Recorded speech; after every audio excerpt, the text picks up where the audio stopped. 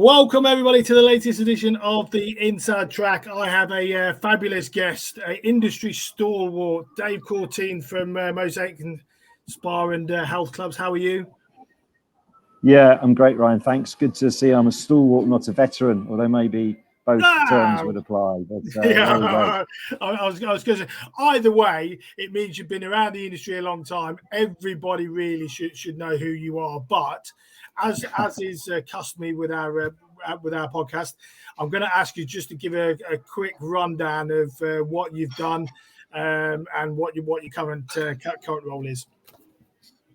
Yeah, sure. So I'm MD of Mosaic Spa and Health Clubs. We've been around for 38 years now. So set the business up with a mate from university, Steve Taylor, and we primarily started out running health clubs in hotels, and we've evolved the business over that period of time. We now own 3 of our own freehold sites, one in Shropshire, where I am now, in Shrewsbury, one in Hereford, and one in Ipswich in Suffolk.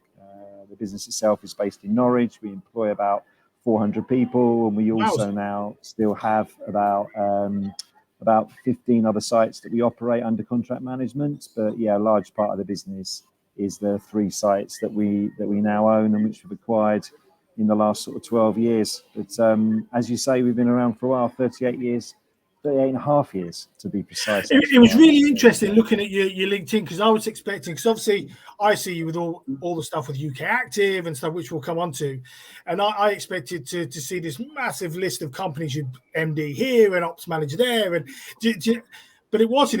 It was literally one little one. I think you were some manager at a club, and then suddenly it was Mosaic, 1987, all the way through. And that, to be fair, is rare. I mean, it's brilliant for you guys. It just goes to show how well the company's done.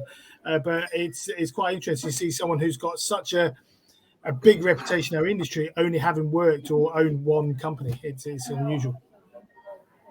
Yeah, I mean, absolutely. But, we've just enjoyed doing what, having our own business. And, we decided, Steve and I, that we'd have a go at setting up our own business when we left university. And that was a good time to try. So run our own. And we've been able to keep going ever since. When you left uni, Dave, did you guys go straight into setting up a spa management company? Was that the original straight out of uni into spa management and away you go?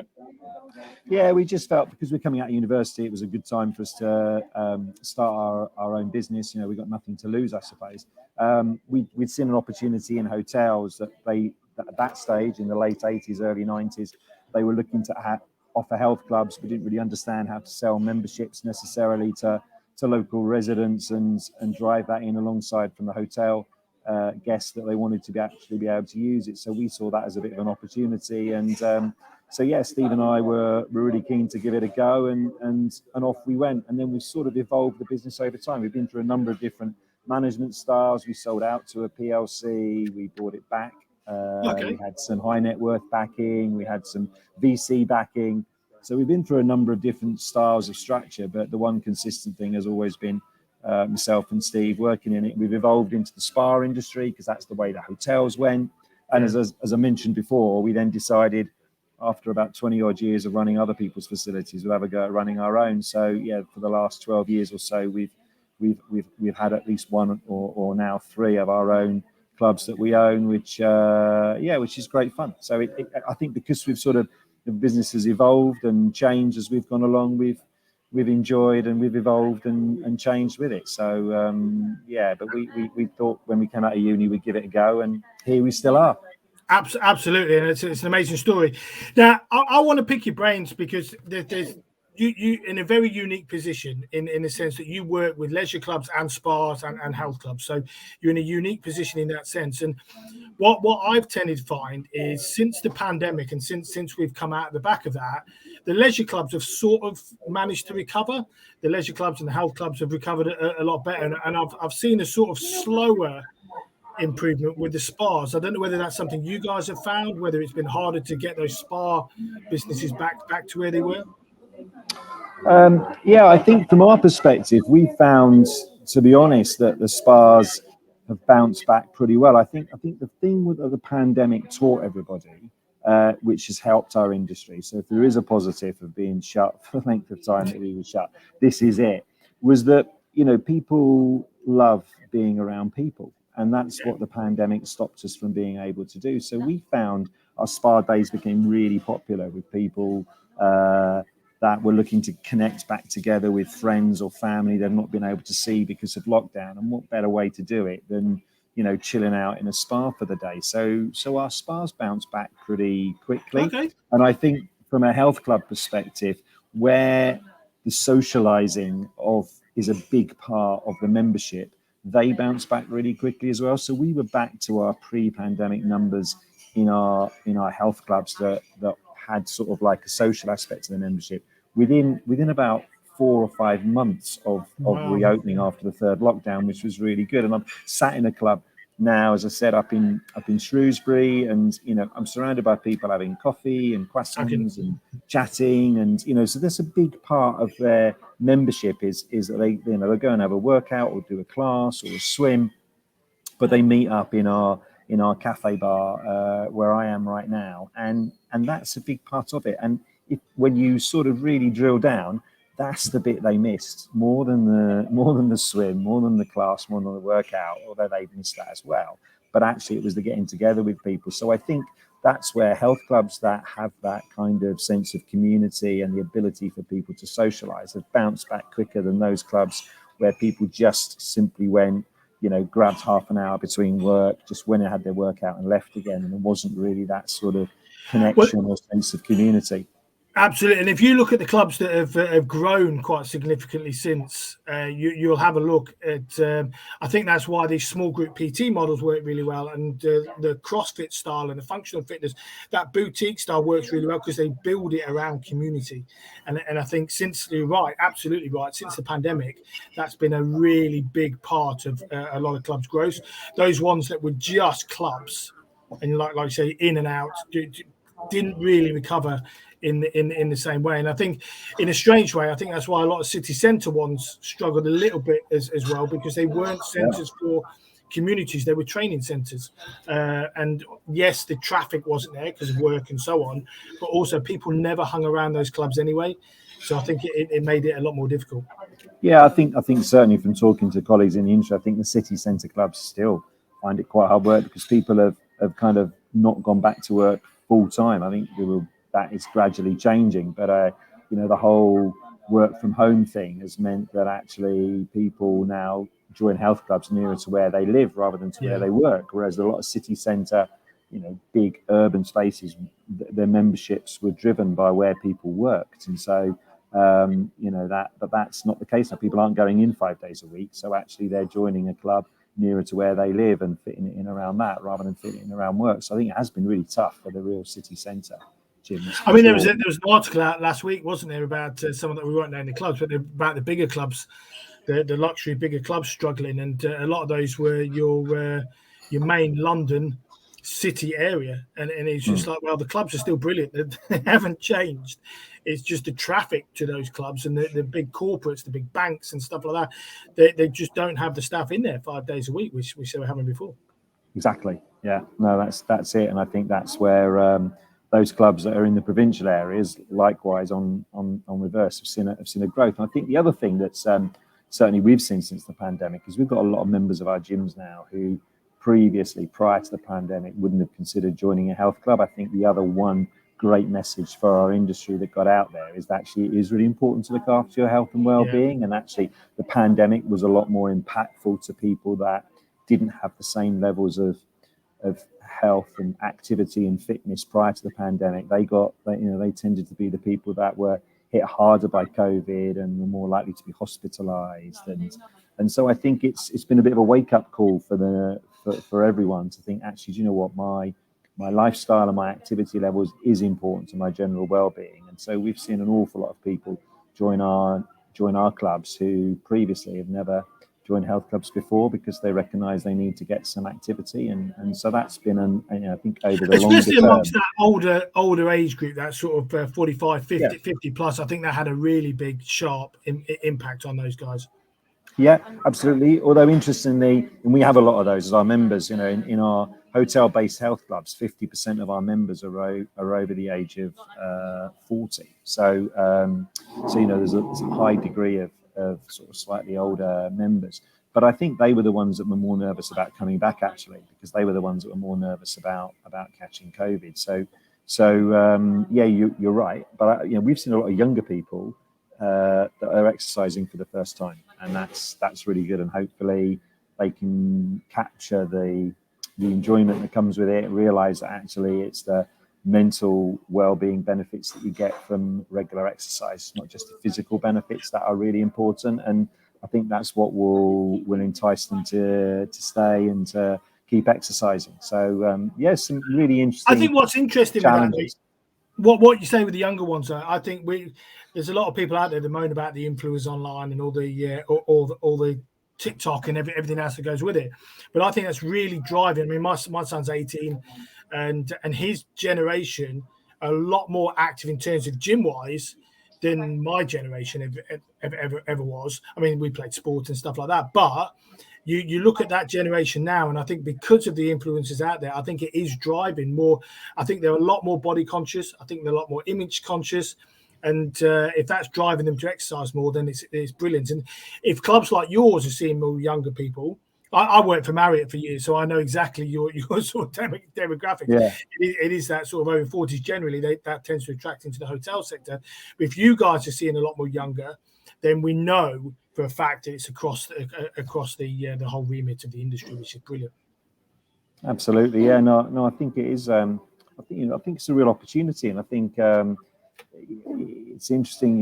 We had gone through a phase of where it felt like the high level of service health clubs were becoming less part of the scene, and it was very much about, you know, your budget models and, you know, creating great facilities, but not providing a great deal more than actually the fact that you came in and used the gym and went back again. And I think, you know, what we're seeing perhaps is a swing back to much more the lifestyle type club, where actually, do you know what, I'm going to go down and do my exercise, but it's also where I meet people, it's also where I socialize, it's also part of that part of my life, and actually I'm prepared to pay more. You know, our sort of prices certainly aren't anywhere near what the budget clubs are paying. And in this particular club that I'm in right now, you know, we could throw a dumbbell and it could land in the car park of some of the budget gyms that are really close by to us. But actually we operate really well alongside each other, because it's just a different type of market that they've got, and we've really established ourselves as a club which is more than just a place to go and work out. So I think that's something that's definitely gonna is another change, another involvement of the industry and the way that it's going. And just while we're on that subject, what do you guys do that's different that makes you guys stand out as a now? Because obviously the budget chains have taken made a big impact on our industry, and I'm with you. I'm old school Marriott hotels and the homes places of the world and stuff like that. That's how I grew up, and so service has always been a massive part of what I believe health clubs should be. So what do you guys as a business offer that stands you aside and encourages people to pay that a little bit extra to come and join you? Well, I think it's a combination. I mean, you have to have good quality facilities. So we are regularly reinvesting in our clubs. We're spending money on just keeping on top of them. You know, they are quite capital intensive businesses. And if you buy a health club and are not prepared to continually spend money on it. So, you know, I met with the management team here yesterday, and we were just basically talking about, okay, where do we need to spend some money between now and Christmas to get it looking smarter, ready for when we get the big influx of everybody in January, whether that be potential new members or the existing members just coming in and using us more regularly. So, you know, I think partly is getting the facilities right, but I think also, and what we really focus on, it's about having the right staff and creating the right atmosphere. So we work really hard with our staff team on making sure that they understand the soft skills, the customer care skills, which I think is what we would like to think is that we set ourselves apart from. So, and it's a lost skill in our industry, Dave. I think it is something that needs to be is a back bit, in. yeah. Yeah, so I think, if you look at some of our hotel sites, we can't control the facility side of it because the capital expenditure is the responsibility of the hotel. So, Yeah. I'm not saying that they're tied, but we just can't control the quality of the facilities. And maybe if we were running them, we might have a different approach to them. But what we've always said to people is, look, you can't, no matter how good or not so good the facilities are, doesn't stop us being friendly. And so, what we've always said is, our strapline is we're friendly health clubs that are fun to belong to. So we try to ensure that our staff have the support and the training and the ability to deliver a really friendly atmosphere. And I think that's what certainly the feedback we get from our members is what they like about all our clubs, not just the Shrewsbury club where I am now, but all of our clubs. That's the feedback we get is it's the staff that they really value. It's the friendship of the staff. It's the friendliness of the welcome and the way that we look after people in the gym and their journey through the club. So yeah, we work really hard at that, and we do that through recruitment. So we tend to recruit people on their character and their commitment and their chemistry. So in other words, what's their character like? Do they have integrity and all of those things? What's their commitment like? Are they going to be the ones that if someone phones in sick, they're gonna help to come in so that we can maintain the service standards? And actually, what's the chemistry like with the rest of the team? Because that's really important that as a staff team, everybody gets on. So those are the 3 C's that we've always worked really hard to make sure we get right. And then the 4th one is competence. And obviously we need people that are competent to do what they're doing, but it's a lot easier to train people's competence up than it is their commitment or their character. Absolutely. So from our perspective, that's what we've always worked with, Ryan, is that, and that's something that we've tried to always get right. Don't always do it, but we work really hard to try and make sure that it's not just about getting people in the door. And listen, since the pandemic, finding staff has been really, really hard work. Most challenging that I've ever known it in my time in the industry. But we still tried to maintain that whole element of, let's get the right people on board that fit our culture. It doesn't mean that the people that have got different types of characters or chemistry couldn't work in the industry. Far from it. It's just that they just don't fit our environment. And it's like, they've got to fit into our culture. And if it's a good cultural fit, then it's going to ensure that they enjoy working here and we enjoy them working for us as well. Well, the thing is as well, I mean, we found it at Marriott when we were there. If you got the right team on board, you could move mountains, and it wasn't always about money either. As we well know, hotels and leisure clubs aren't necessarily the most well paid jobs, but if you get the right people, it does make life so much easier, especially when you are trying to deliver a service. If you're just trying to deliver like the budget clubs do, which is a facility, it's a lot easier to find any staff to fit into that model because it's not so much of a challenge because they're not really interacting with the customers. But when you're customer focused and that customer journey is so vital to the longevity of your business, they have to fit with the culture. And you can easily see a team that's successful by the culture and the way the staff behave. Yeah, we did some work with some Marriott hotels actually. So I remember Spirit to Serve. That's that's the great part of what Marriott was doing. Marcus Charles used to deliver that, and I can remember being on board probably 3 weeks and got sent on a Marcus. I don't know whether you ever met Marcus, but got sent on a Marcus Charles Spirit to Serve course, and I was just like, I think it kept me going for about 5 years. Just that 1 3-day training course, it was just phenomenal. I loved everything about Marriott in the way that they run their businesses and how you look after your staff, they look after the customers, and the money will keep coming in. And it's such a simple theory, but I still train that when I go into the clients that I work with. Is guys, look after your staff; they will look after your business. All that happens, the money will just roll in. So yeah, and yeah. It's a really important value setting. Absolutely, yeah. No, completely agree. Now, the one thing I'd like to pick your brains on, because obviously you guys own some clubs and you manage some clubs. What's the big difference, or I guess the challenges of managing a site that you don't necessarily own, and obviously how does that differ to you guys having full carte blanche, do as we please? How does it work for you guys? Yeah, so I think the problem the challenge with running other people's facilities is you're a little bit hostage to fortune. So particularly in the hotel industry, you can have a general manager changes and kind of, they've got a different approach and different ideas. So whereas previously we were doing a great job and hotel GM loved what we were doing, so he's really happy, then a new GM comes in, it's a bit like a football club, suddenly he wants to change the players on his team, and so actually we probably weren't doing as good a job as the previous GM led us to believe, but we're nowhere near as bad as the new GM thinks we are either, and that's just completely out of our control. So and of course, whilst we're trying to implement and we have some freedom to make decisions, you are obviously also having to go back, which in some respects is a really good thing, because it means you need to, every decision you're making gets challenged and you've got to justify it, and that's a really good discipline, and that's probably taught us an awful lot over the past years and stood us in really good stead and got us to really think about why we do what we do, because we're constantly in a contract management environment having to demonstrate that what we're doing is the right thing. So I think that's good. There's some positives with it.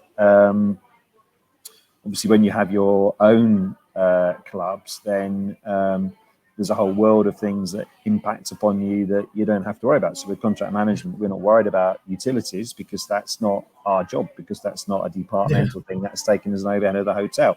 Obviously, when we've got our own clubs and suddenly utilities are trebling or quadrupling, well, that suddenly is giving you a headache that you didn't have before. So there is some downsides, but at least when we've had our own sites, we have had the flexibility to kind of be able to do exactly what we think is the right thing to do and just crack on with it, which has also been enjoyable. And I suppose it's also because they're bigger clubs. So our hotel sites traditionally would be clubs that you'll know this from the Marriott days, would accommodate anywhere between 500 to 1,000 local members, as well as looking after hotel guests. Well, the club I'm in right now is got 6,000 members. Wow. Our club at Hereford's 3,000, and Ipswich is 2,000 at the moment. So they're different animals, and it's enabled me to get back and be a little bit more member facing and directly dealing with members, which is great in many respects. Obviously has some challenges as well, of course, but actually that's the part I've really enjoyed. So it's, just from a purely personal level, it's been great for me to get back in and actually be able to deal directly or have communication directly with members, and I've enjoyed that part of it. Whereas when you've got 30 odd sites, which at one time with contract management is how many we had, you're very much back of house, head office, supporting the teams that are going out there meeting the members, and you can't have that direct involvement with members. So it's there are big differences. Actually, they are very much the same industry, but from a business strategy perspective, it's a very different type of approach. I can imagine as well, depending on who you're contract managing as well. Just an example, I'm not saying you did, but just if you had a Hilton and a Marriott, for instance, they're very different in terms of how they run, what the expectations of the leisure club are. I know even within my days, we had clubs that weren't member clubs necessarily. They didn't really care. They had a few hundred in there. It wasn't really, but it was a guest service more than anything. So I can imagine the variance in what you're trying to manage in those managed clubs is significantly different as well across the portfolio. Yeah, absolutely. I mean, you've got the first rule is to find out, what does success look like? So one of the jobs we have in contract management is, okay, let's define success. Yeah. So is success defined by really happy hotel guests? Is success defined by a thriving club with lots of local people coming in? Is it going to be defined by the contribution that we make? So when you look at our P&L, are you expecting that to be positive, or are you seeing this as a cost center that's actually adding to the overall profitability of the hotel? And you'll know, a lot of those in the bigger brands, they're having their health clubs there because that drives up occupancy and it drives up the average room rate. So if you can do those two things, then happy days. That's where the hotels will make their money. So I think for us it's about defining success, because we could go in and deliver some outcomes, but actually if that's to go back to the hotel example, you know, if actually your priority is to make sure that every time a hotel guest checks in, they can go and have a swim and it's not going to be too crowded, well, you know, you don't want us selling lots and lots of memberships to local people who all come in at 7 o'clock at night and the swimming pool's crowded. Now, financially, we've made you more money, but actually, if your business guest who's coming in and paying £150 for a night, but he can't get a swim and that cheeses him off, then actually we've not delivered success for you, although we might think we have because the number of members we've got. So it's that for us has always been the case. It's about, you know, let's define success here, and then we'll go out and try and deliver it for you. And have you found in recent years more hotels trying to offload, is probably the wrong word, but more trying to offload it to companies like yours, or they bringing them back in house? I know some have even filled their pools in and made them into conference rooms. So that's a different thing altogether. But have you found you're getting more hotels approaching you guys to go, look, we don't want the hassle.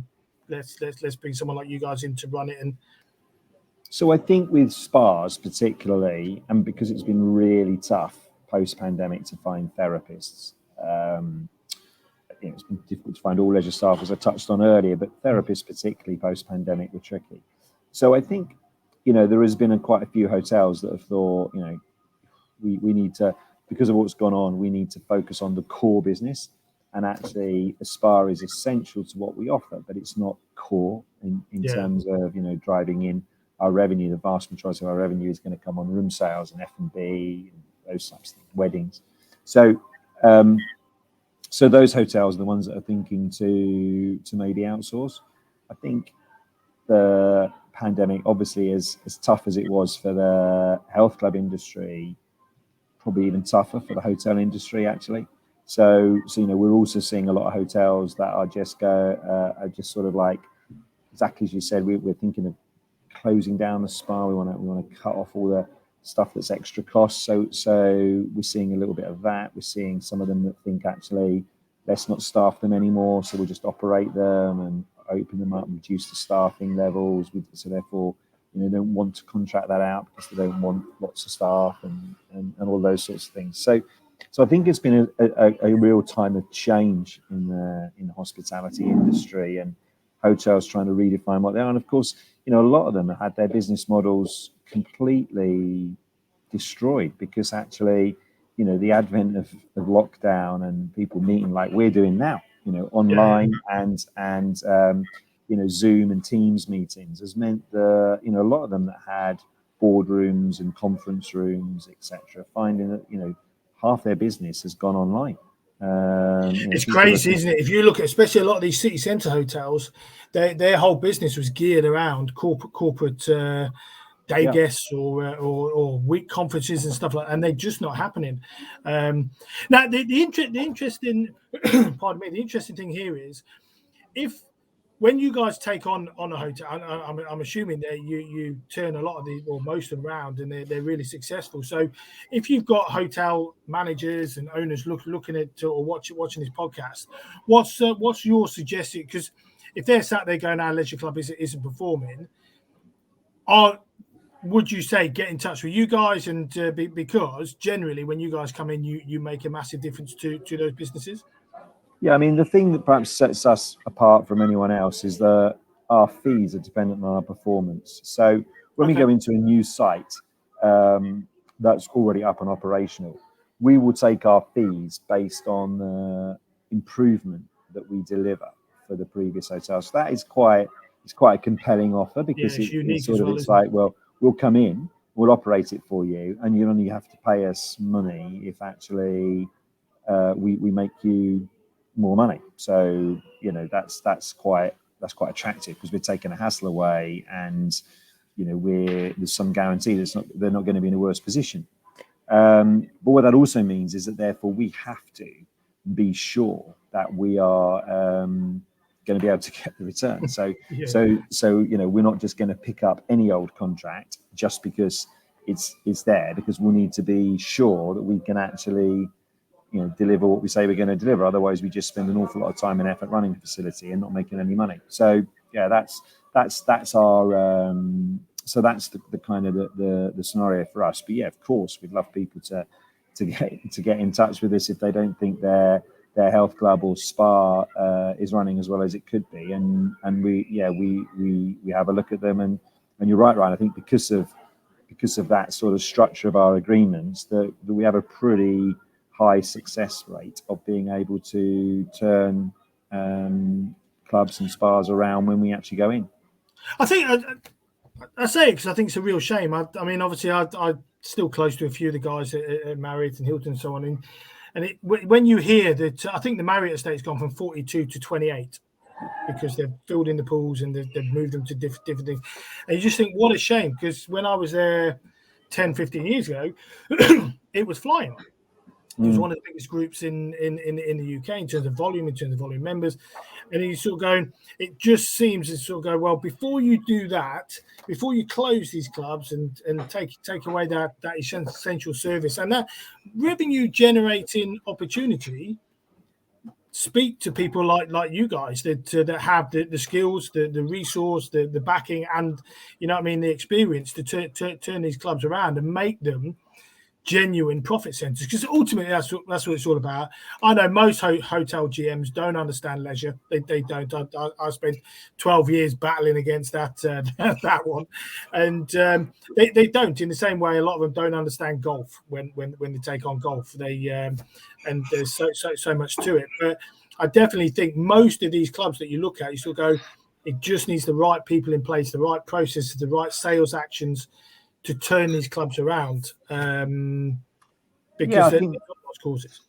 I think there's a couple of things. I think firstly, you're absolutely right. And the thing is, as a hotel GM, you're going to focus on the things that really make a difference. So, selling an extra 3 or 4% of hotel rooms every night is going to make way more difference than the health club. So, of course, you're going to focus on that.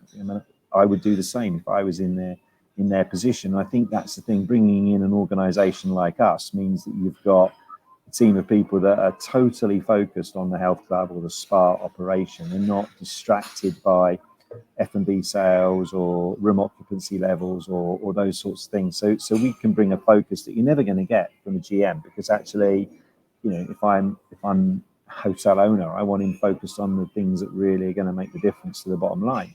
So I think that's the first point.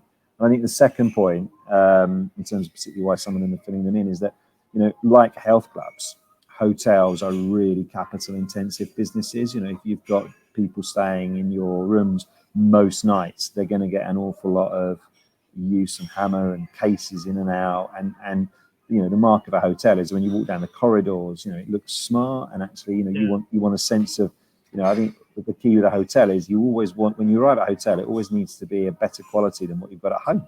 So otherwise, why would you want to stay there? So hotels require an awful amount of capital investment to keep them on top form, as to health clubs. And of course, again, when you're a hotel, it's like, do I spend this money upgrading that room corridor, redoing the lighting, putting new carpets down, decorating the walls, changing the furniture that's scarred and marked in the rooms, or do I spend a bit of money in the changing rooms of the health club downstairs? Well, I'm going to get a far better return if I spend money in the hotel bedrooms. So, because that's what happened. And then you get this, you go into a 4-star hotel, which looks absolutely lovely, and you go down into the health club, and it's like, the land that time forgot. It's like it's stepping back 20, 30 years to a really tired club. So inevitably, it therefore doesn't get a return. Inevitably, it leads to dissatisfaction amongst your hotel guests. So, and what's tending to happen at the moment is, because particularly they haven't got the capital investment, it's cheaper and simpler to close it down than to try and upgrade it. So that's the challenge in the hospitality industry. It's always been like that, and I think COVID has just amplified it and made it look a lot worse than it was. It's a shame, because when done well, the leisure clubs can be genuine leisure, genuine revenue generators. I haven't worked in a club that we haven't managed to get it up to £1 million a year in terms of revenue, which is a significant impact on the club, so, or on the hotel overall. Now, the one thing, obviously, you're sat in your lovely club there. How long have you owned that one? So we bought this one at the end of 2011. Actually bought it out of administration. So it's been a bit of a turnaround project. So yeah, we've been here 12 years. And what you guys done to turn it around? Give us an idea in terms of what you guys did when you went in. So I think before the club had lost a real sense of vision. So it wasn't quite sure what it was. It had lots of different memberships, and I always joke about the fact that there was 54 different membership categories. I almost felt that if you turned up and said, "Look, I'm going to use the club on a Friday afternoon, and I'm going to wear blue shorts," they would have created a Friday afternoon blue shorts membership, just kind of to fit what the price you were prepared to pay. So we really simplified the membership system. And became really clear. We did quite a bit of research, and we decided that Shrewsbury, where we live, is a very family-orientated town. It's got some really good private schools. It's kind of got quite a lot of people that would commute into Birmingham or up to Manchester. So it's but don't actually want to live in the city. So they want a good environment for their children to grow up in, and so they live in Shrewsbury and around Shrewsbury, but then travel in and commute into those sort of second cities in the UK. So we felt it was very family orientated, and we sort of played a bit with junior memberships here, and we had sort of a big tennis centre here. We've got 6 indoor courts and 6 outdoor courts. So tennis was a big part of what we offered, but we didn't really do kids really well. So we spent some money upgrading the club. So the first thing we had to do was to put some really clear water between us and the budget offering. So there wasn't we were charging probably £40 a month more than the budget clubs around the corner, but actually when you walked in you were thinking, well, actually what do I get for me £40? So I think first thing we did was we spent about £1.5 million on the club, and that turned it so when you walked in you were thinking exactly your reaction just then. You go, wow, actually I can see this is an extra lot more money than the club around the corner, but I can see what I'm getting for my money. So I think that helped. And then we just ran some numbers. We did a huge staff workshop, and we ran some numbers, and we said, look, what would be really powerful way of getting the message out that this is all about families? And the really powerful way of doing that is to say, what about if we said kids were free until they were 16? So we so believe that it's really important that your children are exercised, that we make them free till they're 16. And we had about, as I say, at that point, probably about 800 or 900 junior members paying about £15 if you had 2 kids. The second one was a pretty tenner. Significant investment to take that decision. So in terms of the money that we were going to be losing, it was a reasonable amount. But actually, we worked out if we got 75 more adults paying the full price, we will replace the revenue that we lost by making the juniors free. So we basically went for it. We decided as a team that this was the way that we would go forward. In 2017, we had about 2,400 members. So about 600-700 of those were juniors, 1,500-1,600 were adults, and we went for it. And we said, right, kids are free up to the age of 16. We'll put a junior program on of 35 activities a week that is all included within their membership for free. And it's a family-orientated club, and that was the tipping point. That was that combined with the investment was just the point that proved that actually we could deliver. We delivered really good programs. We made we do family spin classes, so the whole family can come to spin on a Sunday. We do certain times when kids are allowed in the gym with a parent, and we manage that, and they're allowed in certain zones of the gym. So we kind of tried to see it through in a number of different areas, and we quickly just established this reputation for being a really great club for families. And within about 18 months, we've grown the membership from 2,500 to 4,500. And the finances have been transformed, even though we'd lost about 25 grand a year in junior memberships, but we replaced that a lot more. I think the big thing was that prior to that, we allowed, or the previous owners had allowed children to come in and do swimming lessons, or they could come in and do jiu-jitsu as non-members. And we said, look, this is members only. This is what we're about, is that be a member, kids are free, but you have to be a member to get in, and there's value to that. So those were the kind of changes that we made, and it worked, and it was successful right up until obviously we then hit COVID in 2020, whenever it was. Did you guys get drastically hit by that, or in terms of lost members, or did people just freeze and just take their time coming back? No. So I think across the board, I'm looking my UK active hat on. I think we lost around, I think most clubs lost around a third of their members in that year. So they reopened about a third of their members down. We were about 25%. So I think we did slightly better, but it's still a big number to have lost. So but we worked really hard at trying to stay in touch with our members and maintain that community feel through a whole host of different activities and things that we did online, communication via email. We were emailing out once a fortnight to members all the way through the time that we were closed, just chatting to them, really, just trying to make them still feel part of the Shrewsbury Club. So, and has that stayed part of what you, because obviously what I found with a lot of the clubs that I worked with, they did a huge amount during COVID, kept in touch, did all that weekly emails, telephone call.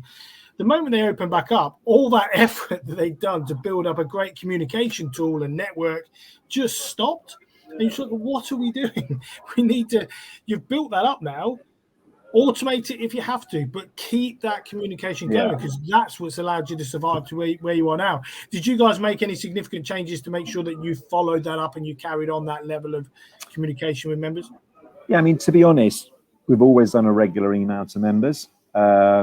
Some of the online stuff that we did obviously online classes, as lots of people did, but we used this StreamYard tool that we were using for this podcast. We used that, and we put on little, we got the staff in, and we did a cookery school cook-off with some of the members of the staff on StreamYard, and we did some interviews with tennis players. So we turned it into a sort of a little, forum online for different things. Now, we're not doing that because actually that all now happens in the club, and I think that was really important. I know there was a lot of talk at the time about the fact that you're going to need to, when you come out of this, everyone's going to be used to doing stuff online, and actually you need to have the hybrid offer. And to be honest, I never really believed that, and I definitely don't believe it now. I think people, there's so many things that people can do online still, and of course they will do that, but the health club is the different thing. The health club is it is that face-to-face communication. So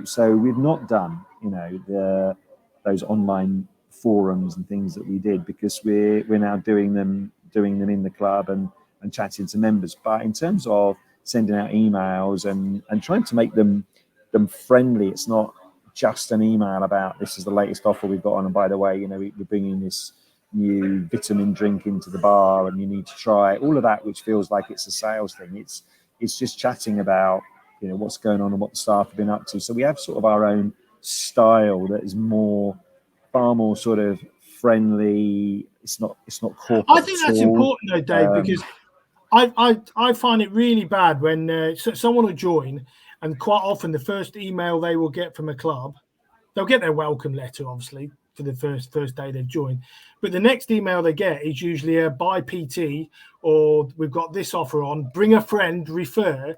And you're like going, at what point have you actually tried to have a genuine conversation with these people when 3 months down the line, suddenly you guys need some more money, you send out an offer? Yeah. And it just doesn't make sense to me, because you've not built up any rapport, in essence, with that client to suddenly then send them an email to go, now I want some more money from you.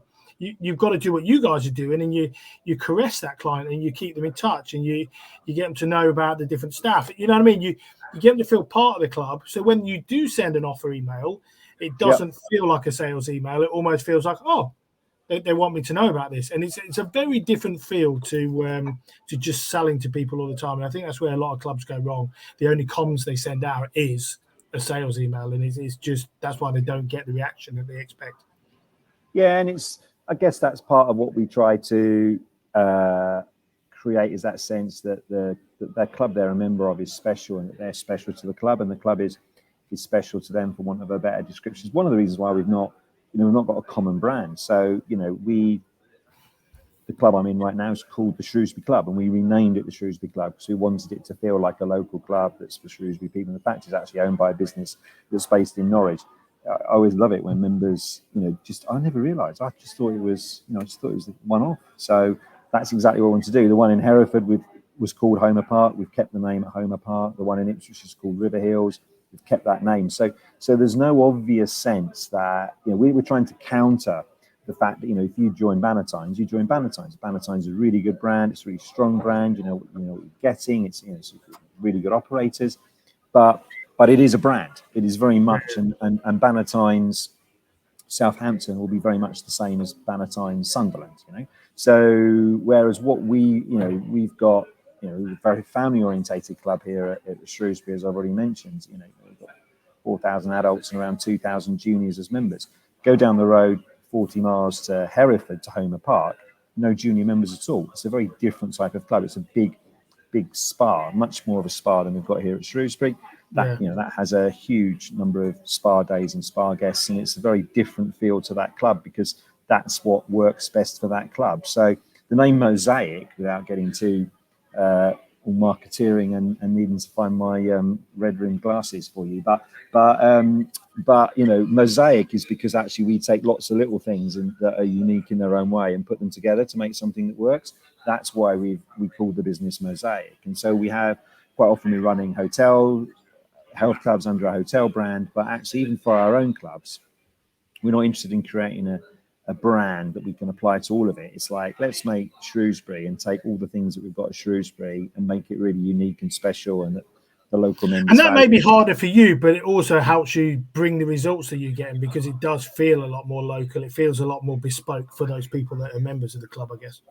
Yeah, and I think it's a bit like, I mean, you know, I think there's a lot of analogies, to be honest, between the health club industry and the coffee industry, if you like, you know, and people will always go to Starbucks and they'll always go to Cafe Nero and always go to Costa because you know what you're going to get, and it's going to be good standard offering, and the coffee is going to be well made, and the barista will be trained and all of that. But actually, you've also got all these artisan local coffee shops with unique different types of coffee that they've brought in that are unique to the area. They may be you know, created the beans and the coffee themselves, and they're just something that's a bit more unique and can reflect the local area, and they'll have as equally as important place as Starbucks or Costa, and that's kind of where we want to sit. Although we're an operator of a number of clubs and we employ, say, 400 odd staff, actually, when you come into the Shrewsbury Club or Homer Park or River Hills, it will feel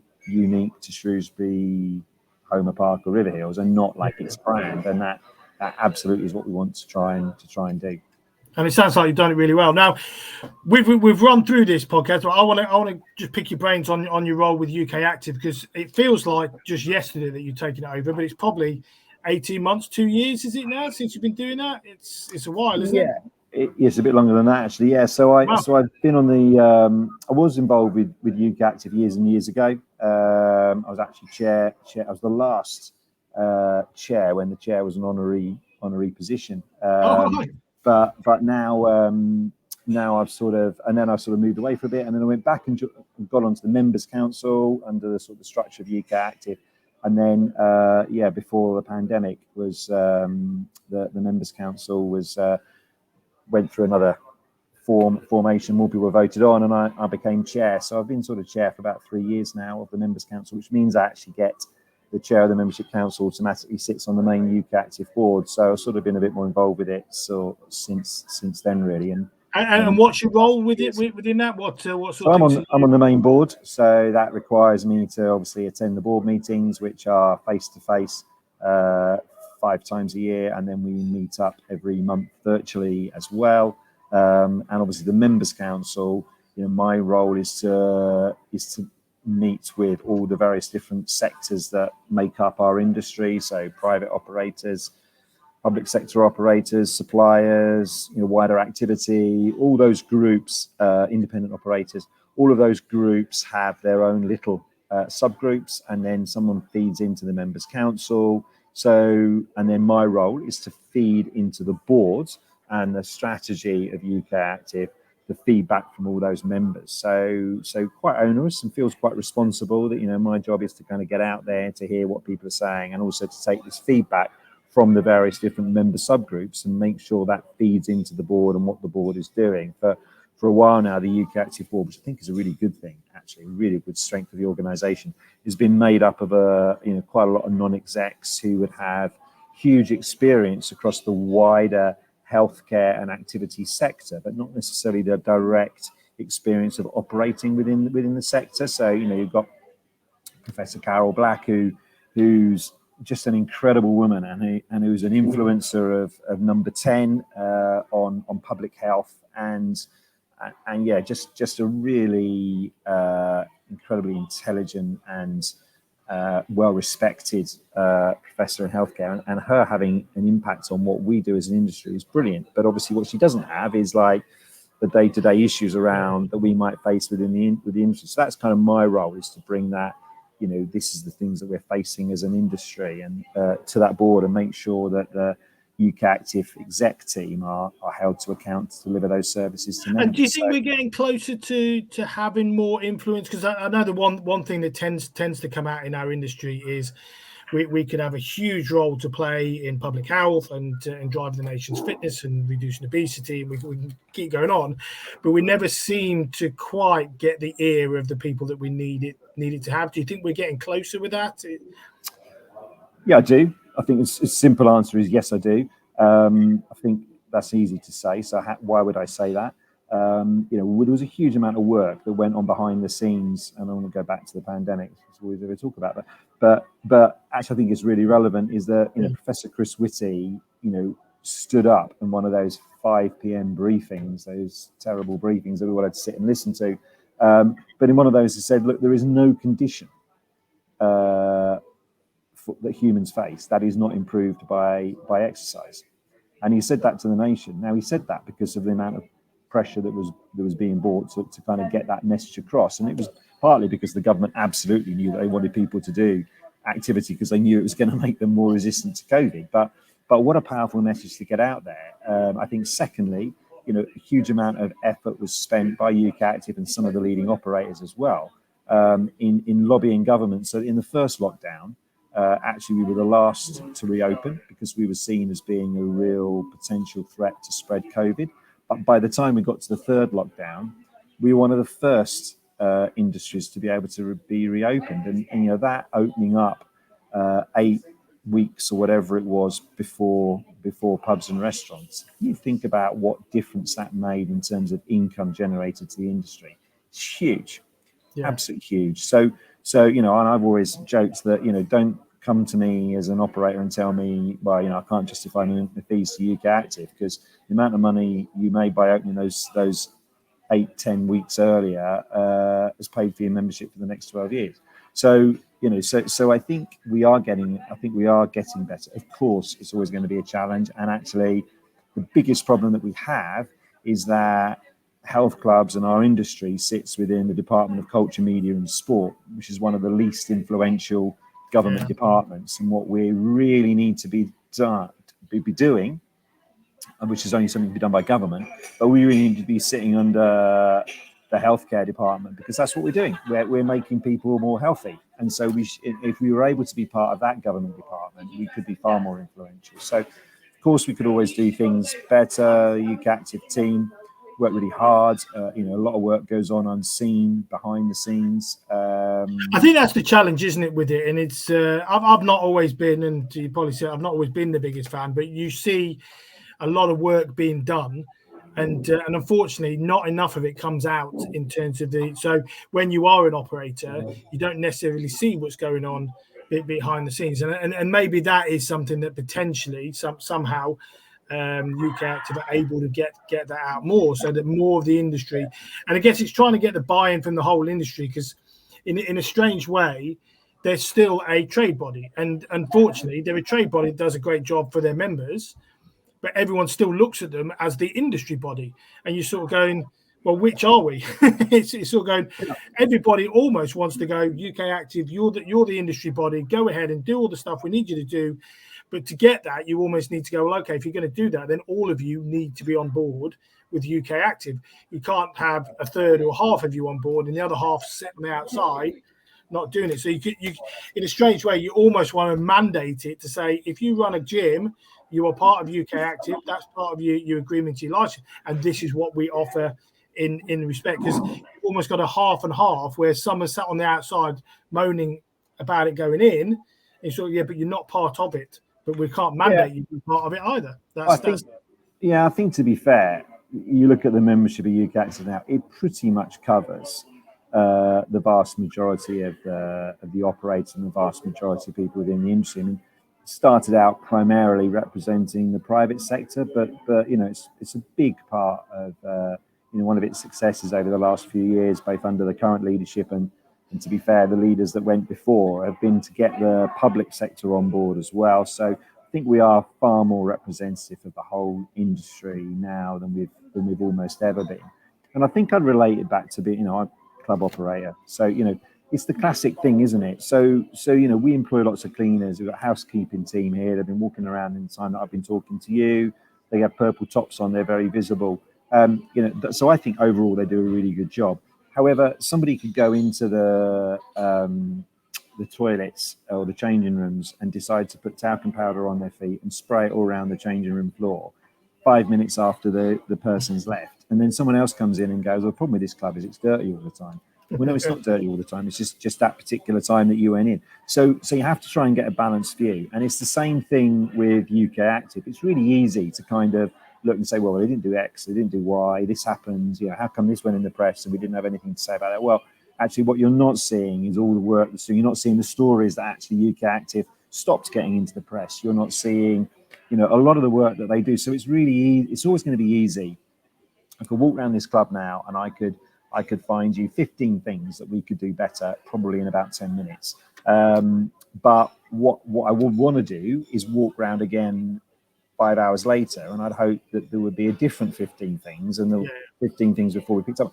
And it's a little bit like that with KYAK Active. So I think it's always a tough job. I think KYAK Active is always going to be criticised. I don't think whatever happens, people are always going to think they could do something that we should be doing more, because actually it's easy to pick up on things that aren't great for our industry. But I think what KYAK Active has done well over time is evolve into the things that it needs to do. So, you know, what are the areas it needs to focus on? Well, one is it needs to do data research. So one of the important things is we need to be researching and providing numbers that demonstrate the benefit of our industry. And there's a huge amount of work done by a data research team within KYAK Active that's producing those results all the time. It's been fed into governments and decision-making bodies, and also used by operators to help them inform the decisions that they made. So that's one thing.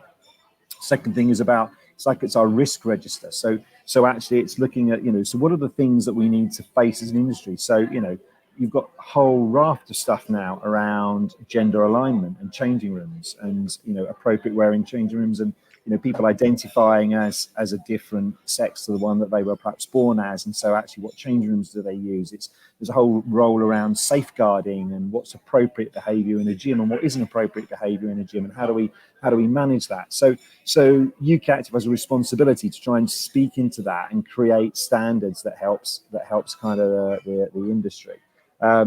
Thirdly, it's about lobbying. It's about influencing government, and we've had demonstrations of how KYAK Active has done a really good job in lockdown and post-lockdown in terms of influencing the government decision, which has helped all of us as an industry.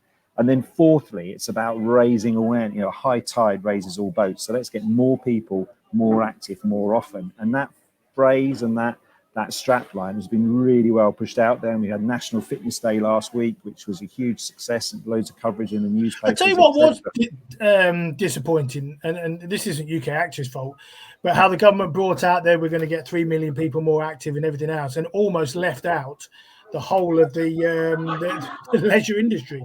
It was all sport. It was, yes, they put in a bit of active community stuff in there, but in terms of they almost went, thanks KYAK Active, we'll keep you on one side and all your members, and you sort of going, it just showed their complete lack of understanding of the benefits of our industry. It amazed me. I found it very difficult to celebrate that policy when it came out, because it didn't actually, when you read the detail, it didn't include any of us, and we like, that's a bit of a weird. Absolutely. But I think, you know, the problem is that change happens at almost glacial pace in government. So if you were to go back 10, 15 years ago, we weren't even at the table having the conversations. It was just Sport England. Now, Sport England, if you look at how they've evolved, Sport England now talk a huge amount about getting people more active rather than more sporty and playing more sports. And This Girl Can campaign was actually not about getting people to play sports as such. It was just getting people to be a bit more active. And some of the images they used were just people out running or in the gym or in a swimming pool, all of which happen in a lot of our clubs. So we've kind of, you're right in that some of that stuff is disappointing and you'd like it to be better, but actually what you have to do is compare, well, how does that compare with where we were 10 years ago? It's a benefit of ever being so old, Ryan. I can remember what things are like before. Is that actually, and you realize that we have moved a long way forward. We've still got a long way to go, and what I hope is that in 10 years time those things that you're saying will have been long gone. It was just a shame because it's a real opportunity. They were pumping out so much that, look at what we've done. You're sort of going, it wouldn't have taken much to include that huge 9,000 load of clubs. And it just amazed me. And that's not an error on your guys' part as UK Active. That's an error on the government to sort of go, why are we leaving out this huge opportunity to deliver? Because ultimately, if they bring us on board, they're delivering half, if not all, of their goals of driving 3 million more people into being more active. It just, you know what I mean? It didn't make sense to me at all. But yeah, I mean, it is good to get people like you on, though, talking about UK Active, because I think it's a very polarized view. UK Active people love what they do or they don't, and I think it's really important we get that message out there to go, what do you guys do? Because it's we want more and more people to back the people who are representing us, whether we like that people or not. They're representing the industry in the places we need change. And so I think the more people see what you guys do, the more people can back it, and obviously then obviously hopefully enforce even more change. And let's hope Labour, when they come in 12 months' time, have a bit more of a open-minded view on what we do. Yeah, and you know, that's an interesting point you make. So, you know, guess what? The UK Active team, and we've got a really strong team. We've brought Clemency on now as part of our team to influence government, and she's got a real background in government. So, yeah, she will be spending a lot of her time over the next 12 months working alongside the Labour front bench on the expectation that they probably will be the ones in power in 12 months' time. So it's not just about trying to influence those that are in power now. It's about making sure that we're speaking across the whole spectrum, the whole of the political landscape, to ensure that whatever colour of government we end up with next, that we're able to influence that. And yeah, it's the whole. Of course, we will have our internal within the industry disagreements on exactly what we should be doing and how we should be doing it. And it's really easy, as I say, I think, to criticise a trade organisation that's trying to represent so many diverse interests and sectors within the one industry. It's a pretty small industry, but it's a really diverse one as well. Absolutely. So you know, but the challenge is actually, if we all stand shoulder to shoulder, we will move forward faster. It's as simple as that. So yes, of course, we should be debating and questioning what UK Active should be doing, but we also need to get behind it because it's the only vehicle we have, and actually we are far more powerful the more we speak with a unified voice. Absolutely. Now we'll end it on there, except for one final question, David. We like to ask all of our guests what inspires you to do what you guys, or what you do.